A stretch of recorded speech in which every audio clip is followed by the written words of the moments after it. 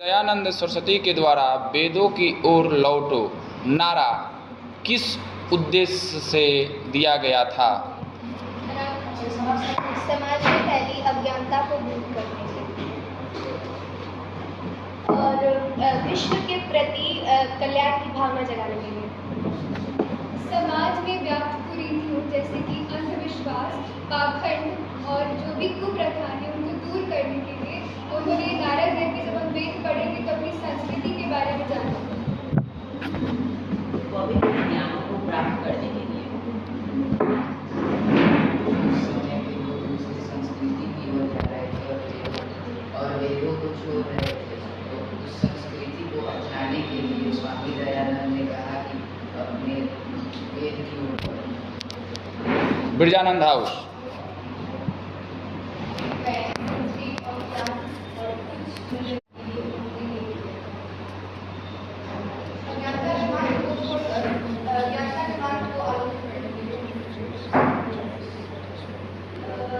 जिंदगी में सही राह में चलाने के लिए और मंत्रों से ज्ञान प्राप्त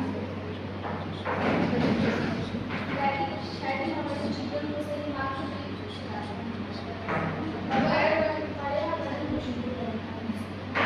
सही और गलत का पहचान कराएं। शारदानंद हाउस।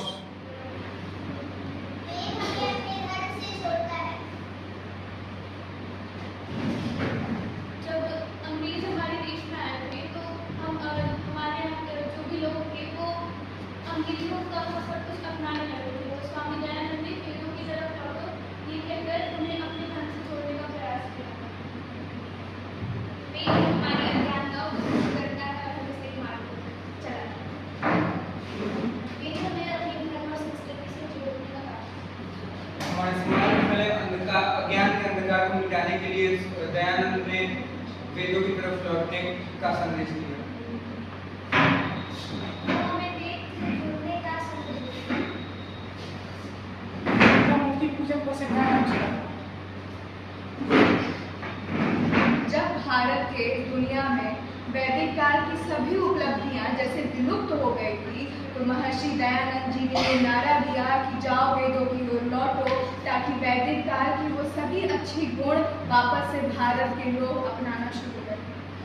ये हमें वैदिक वास्तविकता की ओर लेके जाता है और अंधविश्वास को दूर करता है। जैसे सती प्रथा, बाल विवाह ज़्यादा उस वक्त हो रहे थे, इसको दूर करने के लिए उन्होंने वास्तविकता और वेद के ज्ञान के लिए नारा दिया।